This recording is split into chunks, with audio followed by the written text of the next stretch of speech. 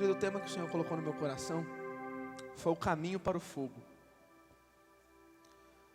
O fogo na Bíblia, ele pode ser significado de várias formas. Ele pode ser simbolizado de várias maneiras. Existe sim uma forte representação na Bíblia do fogo com o juízo. Com o juízo de Deus para aqueles que optaram pelo caminho errado. Mas o que eu quero chamar a tua atenção nessa noite, que para aqueles que mergulham numa vida com Deus, para aqueles que buscam uma vida de intimidade, para aqueles que andam pelo caminho certo, que é Jesus Cristo, o caminho, a verdade e a vida, o fogo de Deus pode simbolizar muitas outras coisas. O fogo de Deus é um lugar onde todo crente deveria estar. O fogo de Deus é um lugar para se descobrir, é um lugar para se acessar. O fogo de Deus é um lugar onde nunca devemos sair. Sabe o que o fogo de Deus representa para aqueles que amam Jesus? O fogo de Deus, ele representa proteção.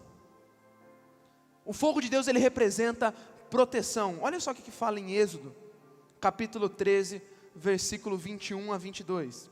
Durante o dia, o Senhor ia diante deles, numa coluna de nuvem, para guiá-los no caminho, e de noite uma coluna de fogo para iluminá-los. E assim podiam caminhar de dia e de noite. A coluna de nuvem não se afastava do povo de dia, nem a coluna de fogo de noite. O povo estava então peregrinando pelo deserto. Você sabe muito bem a história do povo de Israel. E eles ficaram por 40 anos no deserto, peregrinando. E a Bíblia diz que à noite, uma coluna de fogo os protegia. Querido, para aqueles que são tementes ao Senhor, o fogo de Deus é sinal de proteção. O fogo de Deus é o sinal de proteção, de abrigo. Querido, naqueles dias de frieza espiritual, num mundo frio espiritualmente, num mundo gelado, num mundo prestes a congelar espiritualmente, o fogo do Senhor é o que te protegerá das artimanhas do inimigo. O fogo do Senhor é o que te envolverá de ser consumido pelo frio de uma noite de deserto. Quando você passar por desertos, porque todo cristão passa por desertos, existem noites no deserto que são muito frias. Noites no deserto que são com temperaturas muito baixas. Desertos espirituais que muitas vezes você passará noites tão frias, mas tão frias que você não vê sinal da mão de Deus. Mas nesse momento, a coluna de fogo do Senhor te protegerá. Quando você vai para um acampamento, por que você faz fogueira? Qual que é o motivo da fogueira no meio de uma mata? Ela espanta todo tipo de animais. Os animais peçonhentos, eles correm, eles fogem do fogo. Querido, eu quero dizer uma coisa para a tua vida. Quando você acessar o fogo de Deus queimará na tua vida. E nenhum tipo de demônio, nenhum tipo de força maligna comparado a esses animais peçonhentos vai tocar a tua vida. O fogo é sinal de proteção. O fogo te protege do frio, da frieza espiritual, da frieza desse mundo. O fogo te protege das forças do mal, dos animais que tentam te atacar. O fogo, ele é sinal de proteção. Para aqueles que são apaixonados por Jesus, querido, eu posso representar, quem sabe aqui, o fogo como uma paixão ardente pelo Senhor. Uma paixão por Deus. Olha só o que fala Levítico capítulo 16, versículo 12. Mantenha-se o fogo aceso no altar, não deve ser apagado. Toda manhã o sacerdote acrescentará lenha, arrumará o holocausto sobre o fogo e queimará sobre ele a gordura das ofertas de comunhão. Querido, esse texto é profeticamente representando nossa vida com Deus. Quando você aceita Jesus, um fogo, uma paixão pelo Senhor passa a queimar no seu coração. Aquele primeiro amor. E o que Levítico está falando é: mantenha o fogo aceso no altar, ele não deve ser apagado. Toda manhã o sacerdote deve colocar lenha. Querido, o fogo de paixão pelo Senhor não pode se apagar dos nossos corações. Sabe aquele primeiro amor? Sabe aquele desejo ardente de orar? Sabe aquele desejo ardente de ler a Bíblia? Sabe aquele desejo ardente de entrar no seu quarto e ter tempos de presença manifesta de Deus? Sabe aquele desejo ardente de pregar Jesus por onde você for? Querido, isso não pode cessar sobre a tua vida. O fogo de Deus, ele é sinal de paixão, uma paixão descontrolada pela presença do Senhor. Eu e você devemos estar em contato com o Pai. Eu e você devemos todos os dias colocar lenha na fogueira. Sabe o que mais que o fogo de Deus pode ser? O fogo de Deus, ele pode ser sinal de purificação. Olha só o que acontece em Isaías capítulo 6, versículos 5 a 7. Isaías diz: ai de mim, estou perdido, pois sou um homem de lábios impuros e vivo no meio de um povo de lábios impuros. E os meus olhos viram o Rei, o Senhor dos Exércitos. Então um dos serafins voou até mim, trazendo uma brasa viva, que havia tirado do altar com uma tenaz. Colocou em minha boca e disse: veja, isso tocou os teus lábios, por isso a tua culpa será removida, e o teu pecado será perdoado. Isaías, provavelmente ele tinha um problema muito forte em pecados da língua. Ele fala: eu sou um homem de lábios impuros. E aí qual que é o método do Senhor? Ele pega brasas, fogo ardente do altar, toca em sua língua e o purifica. O fogo, ele tem o poder de deixar o ouro no seu melhor estado.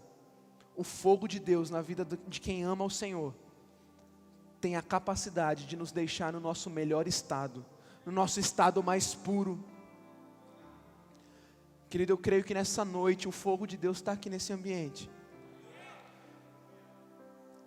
A palavra diz lá em Atos capítulo 2 que era possível ver línguas repartidas como de fogo sobre a cabeça de cada um dos que estavam lá reunidos. E eu creio que sobre cada um de nós aqui existem línguas repartidas como de fogo, brasas vivas do altar, que irão nos tocar nas nossas áreas de mais dificuldade nessa noite, e o Senhor nos levará a uma purificação como na vida de Isaías.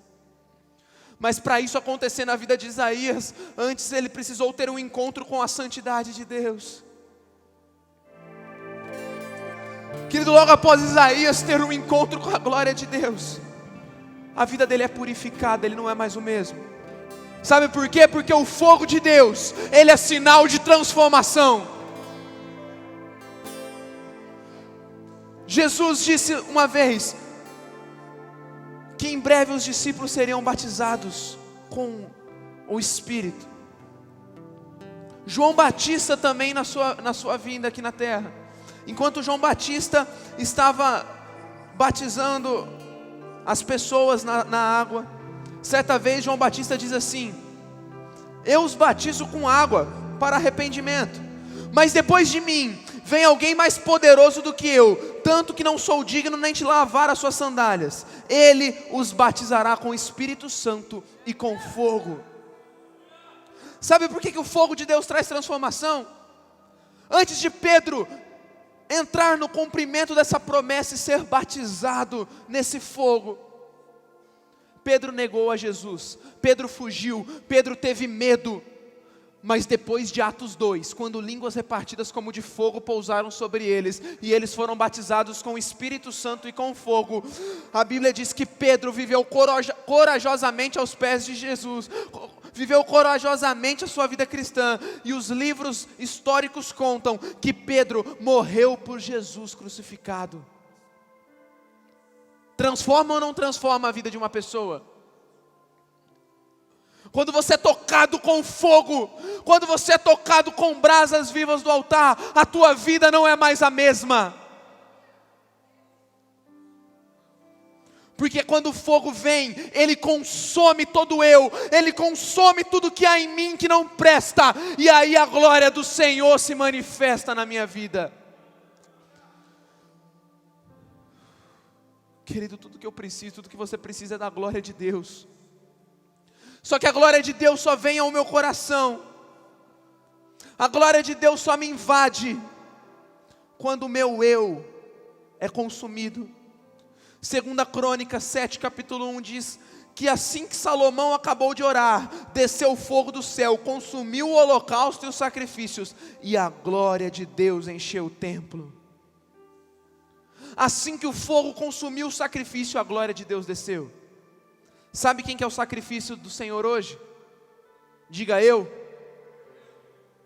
Romanos 12:1, portanto rogo-lhes pelas misericórdias de Deus, que se ofereçam em sacrifício vivo, santo e agradável a Deus, este é o culto racional de vocês.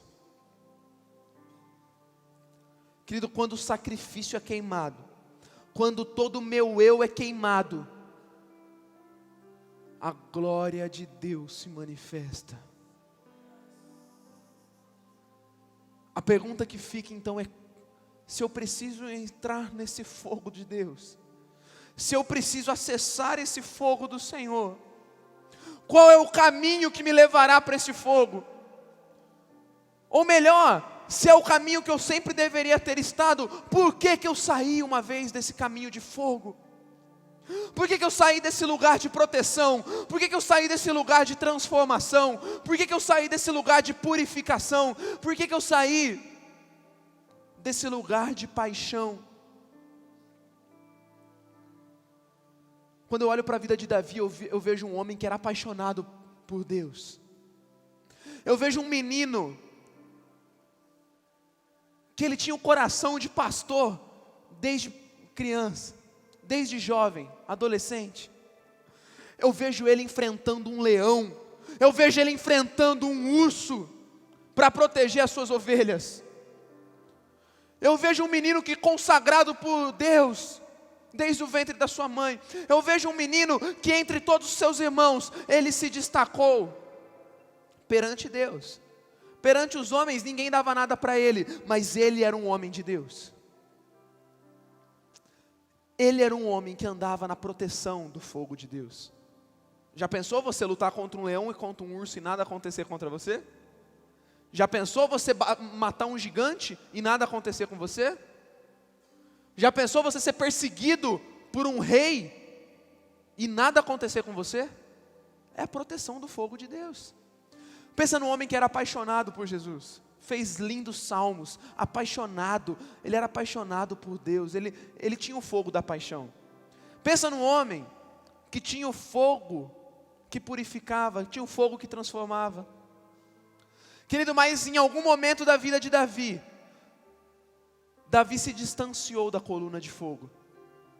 Davi saiu do lugar de proteção, saiu do lugar de paixão, ele saiu da essência. Lá em 1 Crônicas capítulo 21, conta uma história muito forte sobre a vida de Davi. Lá no versículo 1 diz assim, que Satanás se levantou contra Israel e levou Davi a fazer um recenseamento do povo. Querido, anota esse capítulo inteiro de 1 Crônicas 21. Anota e lê com calma em casa, que eu vou ter que passar bem rápido por ele. Querido, olha só que interessante, um homem que estava no fogo de Deus, protegido, em certo momento ele decide fazer do próprio jeito dele. Ele se afasta do fogo e ele ouve a voz do inimigo. Querido, na nossa vida tem 3 vozes que nós podemos ouvir. Repita comigo: a voz de Deus, a voz do meu eu e a voz do inimigo. Nesse momento, Davi ouve a voz do inimigo. A Bíblia diz que o inimigo sussurrou no ouvido de Davi: faz uma contagem aí do povo, faz o censo aí, conta quantas pessoas tem sob o teu cuidado. Só que a Bíblia também diz que não era a vontade de Deus. Deus não se agradou dessa contagem. O coração de Davi saiu do foco. Deus chamou Davi para cuidar de ovelhas. Deus chamou Davi para cuidar, para ser um pastor do povo. Em certo momento, por que Davi queria fazer a contagem? Eu só vejo um motivo. Davi queria saber quantas pessoas eu tenho sob o meu comando. Davi saiu do foco. Ele perdeu o foco do que o Senhor tinha o chamado. Ele perdeu o foco de missão, ele perdeu o foco de chamado. Em certo momento ele falou, não, calma aí, deixa eu ver se minha vida está sendo um sucesso. Mas a Bíblia diz que isso desagradou o coração do pai. Sabe o que é pior? Que Davi ele foi avisado antes de cometer o erro. 1 Crônicas 21, 3 e 4 diz assim que Joabe, um dos seus servos, disse, ó rei meu senhor, não são porventura todos eles súditos do meu senhor? Por que o senhor quer fazer isso? Por que o senhor quer ter um número? Por que eu deveria trazer essa culpa para Israel?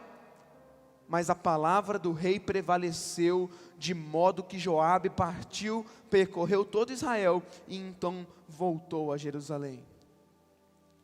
Ele foi avisado. Alguém usado por Deus bradou em seu coração, Davi, você está se afastando do fogo.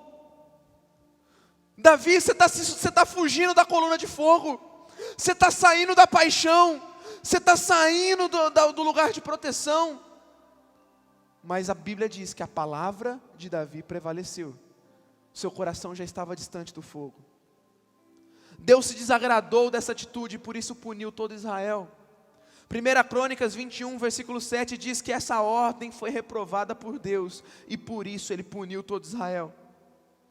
Querido, quando eu e você estamos longe do fogo, não somente a nossa vida é afetada por animais peçonhentos, não a nossa vida é atingida pelo frio espiritual desse mundo, mas todos aqueles que estão ao nosso redor também são atingidos, porque saímos do fogo. Então todo o povo é punido, mais de 70 mil homens morrem logo de início. O juízo de Deus é decretado sobre aquele povo, e Deus diz, eu enviarei um anjo, e esse anjo com espada de fogo irá destruir toda a nação. O juízo de Deus já era decretado sobre aquele povo. Deus já tinha determinado, aquele povo morreria. O anjo do Senhor iria acabar com toda aquela nação. Mas querido, existe algo que move o coração do Pai. Existe algo que muda o coração de Deus. Existe algo que faz o coração de Deus se voltar a nós e muitas vezes até oferecer misericórdia. Esse algo se chama alinhamento. A partir do momento que eu volto o meu coração e alinho novamente com o Senhor, existe misericórdia. E mesmo com o fim de Israel decretado, naquele momento Davi começou a voltar o seu coração para o caminho correto. E Davi então volta para o caminho do fogo. E ele vai em caminho em direção ao fogo de Deus novamente. E nesse momento o Senhor, ele decide não destruir mais o povo. Naquele momento, o anjo do Senhor já estava com a espada pronta. Mas quando Davi decide, opa, estou fora do fogo. Naquele momento o Senhor dá uma ordem ao anjo, pare, você não precisa mais destruir. Meu servo está voltando. Meu servo está voltando. Querido, quem sabe, já havia anjos com espada de fogo, prontos a destruir, prontos a trazer julgamento, prontos a trazer juízo. Mas se hoje houver volta do coração para o Senhor dirá ao anjo, pare, porque meu filho está voltando o coração a mim. E querido, a palavra do Senhor hoje para você é a mesma de Jeremias para o povo. Se você for voltar para algum lugar, volte para mim, diz o Senhor. Naquele momento Davi, ele decide voltar. Ele volta o coração dele. E ele toma alguns passos, 3 passos que Davi toma, que o levam de volta para o fogo. 3 passos que são o caminho para o fogo. Querido, o primeiro passo que Davi dá é o passo da confissão. 1 Crônicas 21, 8. Então Davi disse a Deus, pequei gravemente com o que fiz. E agora eu te imploro que perdoes o meu pecado do teu servo, porque cometi uma grande loucura. Para eu acessar o fogo de Deus novamente, é necessário um reconhecimento de quem eu sou. É necessário uma confissão de pecados, reconhecer as minhas falhas. É necessário eu compreender que as minhas falhas desagradam ao Senhor. O que me impressiona na vida de Davi é que toda vez que ele pisava na bola, o maior anseio do coração dele é porque ele tinha pecado contra Deus. E ele diz: Senhor, eu pequei gravemente contra o Senhor. Querido, você quer um caminho para o fogo do avivamento na tua vida, é a confissão de pecados. Os maiores avivamentos da história aconteceram depois que pessoas começaram a tomar os púlpitos e confessar os seus pecados. A confissão de pecados, o abrir o coração, o rasgar o coração, dá acesso à cura e ao fogo do avivamento. É por isso que nós temos falado sobre discipulado. É por isso que nós temos falado sobre você rasgar o teu coração com alguém. É por isso que nós temos falado sobre você rasgar o coração com alguma pessoa. Porque enquanto você não abrir e não tiver cura, enquanto não houver confissão, não há tratamento, não há volta para o fogo de Deus. Querido, sabe o que me deixa triste? São pessoas que começam a enxergar o pecado como algo normal. São algumas vezes que eu começo a observar alguns jovens tratando o pecado de uma forma tão natural. E aí você vai conversar com a pessoa: isso é normal, né? Também eu não preciso ser tão radical. Querido, Davi, antes dele voltar o coração para Deus, o que ele disse? Não tem nada a ver, eu só quero fazer o censo. Olha só, esse era o coração dele antes. Quando ele volta o coração para Deus, sabe o que ele fala? Senhor, eu cometi uma grande loucura. Mas espera aí, até pouco tempo não era nada a ver. Até pouco tempo era só um censo, agora é uma grande loucura. Sim, porque o coração dele entrou no ambiente de confissão. Ele entendeu que o pecado é coisa séria. Querido, a gente não pode brincar de ser crente, a gente não pode brincar de ser igreja, a gente não pode brincar com o pecado. Eu tenho que olhar para o pecado e eu tenho que ver ele como uma grande loucura diante de Deus. Ou como aquele que peca e fala assim: eu fiz isso, mas antes eu tivesse feito aquilo. E aí começa a apontar para o erro dos outros. Porque, não, eu tenho minhas falhas, mas nossa, olha o que está acontecendo com aquele outro. Olha aquele outro, está bem pior. Querido, Davi, ele não olha assim. Davi, ele olha para Deus e fala: Senhor, o meu pecado foi grave. Eu pequei gravemente contra o Senhor e foi uma grande loucura. Querido, o caminho do fogo exige confissão. É necessário o meu coração ser aberto a confessar tudo aquilo que está preso, aquilo que está amargurado dentro do meu coração. E logo depois desse passo da confissão, Davi dá o outro passo que para mim é o mais importante. Davi, ele dá o passo do quebrantamento verdadeiro. 1 Crônicas 21, 16 a 17. Davi olhou para cima e viu o anjo do Senhor entre o céu e a terra, com uma espada na mão erguida sobre Jerusalém. Então Davi e as autoridades de Israel, vestidas de luto, prostraram-se rosto em terra. Davi disse a Deus: não fui eu que ordenei contar ao povo? Fui eu que pequei e fiz mal? Então eles não passam de ovelhas. O que eles fizeram, ó Senhor meu Deus, que o teu castigo caia sobre mim, sobre a minha família, mas não sobre o teu povo. Essa parte para mim é a parte mais forte do texto. Querido, primeiro a confissão, é o abrir o coração, mas depois chega o arrependimento verdadeiro. Sabe como que eu enxergo o arrependimento verdadeiro? Davi e toda a sua liderança já estavam vestidos de panos de saco, já estavam vestindo com vestes de luto, prostrados ao chão, clamando pela misericórdia do Senhor. Sabe outro apontamento que eu vejo na vida de Davi? Ele não está se importando com as consequências do seu pecado nele. Ele está se importando com o povo de Deus. Ele está dizendo ao Senhor: Senhor, o Senhor quer me castigar, eu vou ter que enfrentar consequências do meu pecado, eu estou de peito aberto, pode mandar sobre mim, mas sobre o teu povo não, Senhor, sobre o teu povo não, porque eu amo o que o Senhor ama, porque o meu coração está de volta.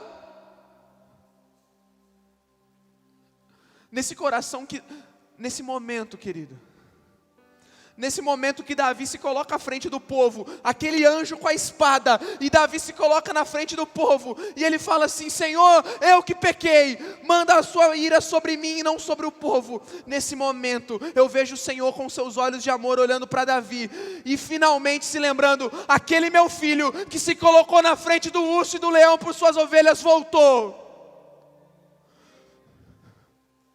Aquele menino com coração de pastor voltou. Aquele menino com o coração do fogo voltou. Eu fico imaginando o pai olhando. E eu fico imaginando o pai lembrando de quando Davi defendeu as suas ovelhas. E eu fico vendo o Senhor pensando naquele episódio e no episódio de agora. E eu vejo o Senhor falando: meu filho voltou. O coração dele voltou a ser o que era. O coração dele voltou a se quebrantar diante de mim verdadeiramente.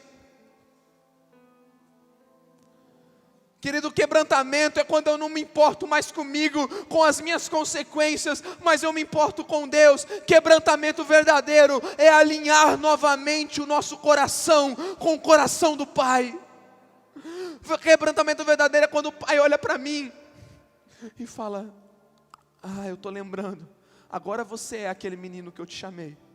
Agora você é aquele que eu tirei de trás das malhadas. Agora você é aquele que eu levantei em meio a um monte de prováveis, mas você era o improvável e eu levantei. Agora ele voltou. Agora ele voltou. Querido, naquele momento o coração de Davi já está rasgado, despedaçado. Naquele momento o pequeno Davi, o pastorzinho de ovelhas, de ursos, voltou. Deus pede para ele construir um holocausto então em sacrifício. Mas Davi toma mais um passo. O rei Araúna, um dos homens que estavam, chega ao rei Davi e diz assim: Davi, o Senhor mandou você sacrificar? É isso que você precisa para voltar de novo ao teu caminho? Está aqui um terreno. E aí Davi toma o último passo para o caminho para o fogo. Davi toma o caminho da renúncia. Ele diz: não. Lá no versículo 24 ele diz: eu não oferecerei ao meu Senhor algo que não me custe. Você quer me dar de graça esse terreno? Não, eu vou pagar.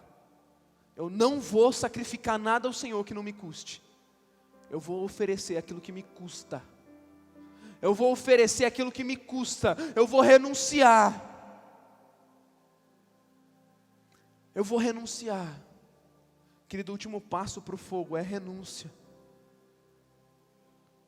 É renúncia. Eu confesso, eu me quebranto, então eu começo a renunciar.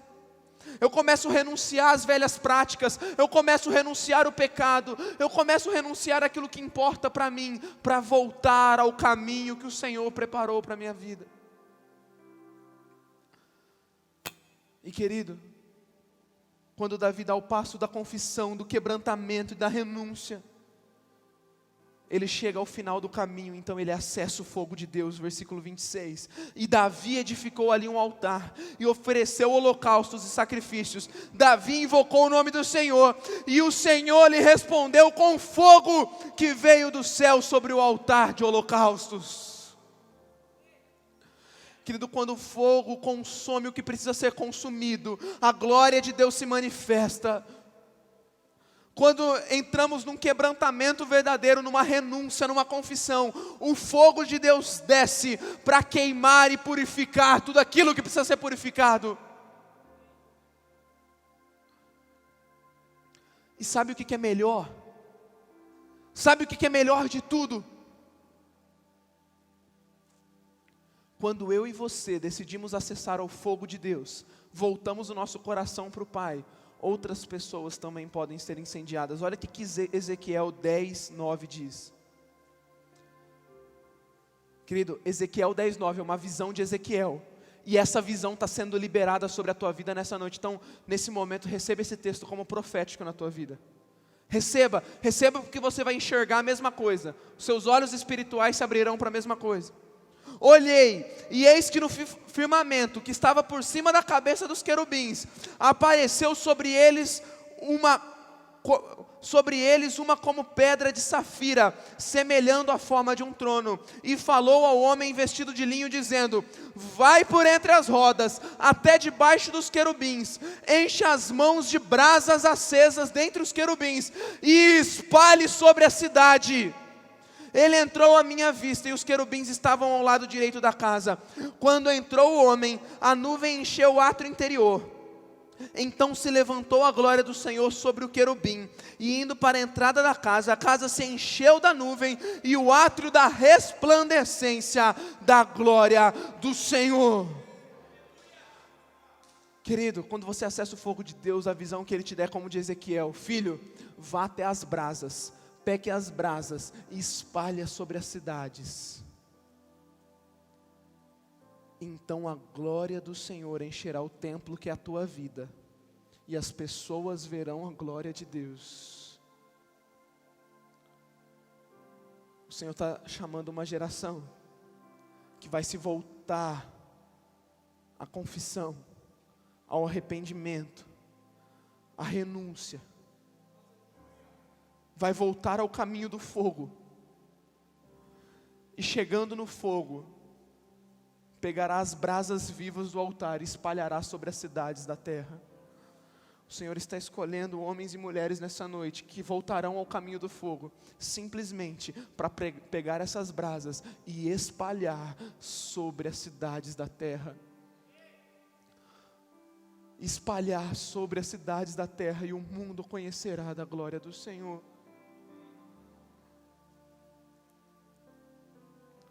Hoje há um caminho de volta para o fogo. Hoje o Senhor quer olhar para a tua vida aqui nesse altar e relembrar de quando Ele te chamou. Hoje Ele quer olhar para você no altar e te lembrar daquele dia que você aceitou Ele como seu Salvador.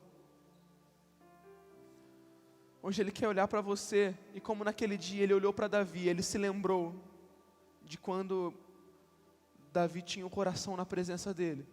Ele quer olhar e falar: filho, agora eu consigo ver que você voltou para o caminho. Agora eu consigo ver que você acessou o fogo. Se você deseja se humilhar na presença do Senhor, se deseja esse fogo ardendo novamente no teu coração para que você espalhe essas brasas, o altar está aqui.